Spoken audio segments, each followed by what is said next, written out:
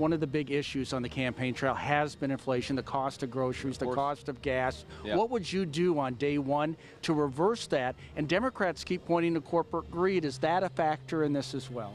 Well, look, it may very well be a factor, but the simple fact is the way to tamp down on that is to make sure we have competitive markets and low prices, right? You don't have to believe that, you don't have to believe that corporations are angels. Some of them are doing great jobs and some of them aren't, but that is not what's driving the most of the inflation in this country right now. What we're seeing consistently is energy prices are too high, food prices are too high, housing prices are too high. The story there is Kamala Harris supported the Inflation Explosion Act, and they've made it harder to produce American energy. When you do those two things, you're necessarily going to have inflation. So what President Trump and I believe is that we have to unleash the American worker, unleash American energy, drill more in our own country. That'll drive down the cost of energy and drive down the cost of everything in the process. Democrats continue to talk about abortion on the campaign trail. I know former President Trump has said he believes it should be a decision that each state makes individually, but Democrats say, given the chance, you would sign a national abortion ban. Are they correct in saying that? No, not at all. Look, the president has been very clear that he wants California to be able to make its abortion policy, Ohio and Wisconsin to make their abortion policy. And look,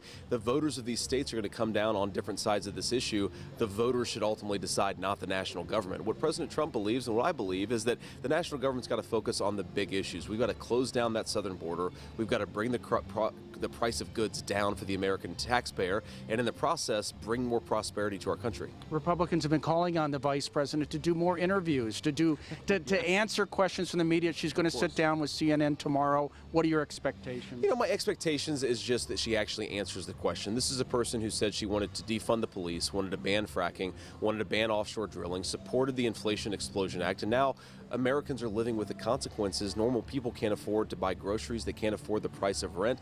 She needs to answer for her record, and instead of pretending that she agrees with Donald Trump on every issue, she needs to actually answer, why isn't she doing anything about it now? Kamala Harris consistently says on day one she's going to work to solve the problems confronting the American people. Day one was 1,300 days ago. Why hasn't she done anything?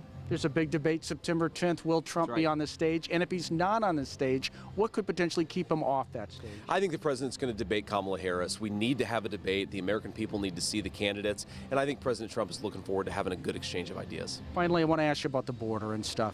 There's a lot of people here who have already crossed over the border. What would you do to solve the border crisis on day one? And what happens to the people who have already crossed and are already right here in this country right now? Well, first of all, we have to remember, we have to stop the bleeding here. Kamala Harris said that on day one she wanted to suspend deportation. She did. She wanted to stop President Trump's very successful Remain in Mexico policy, and she did. We are now living with the consequences of it. Now, of course, once you stop the bleeding and stop the flow of illegal immigration, you've got to figure out what to do with the people. I think we focus on that criminal migrant population, the people who've committed violent crimes, deport them, and then figure out where you are from there. But you got to stop the bleeding, and you got to get the violent criminals out of this country.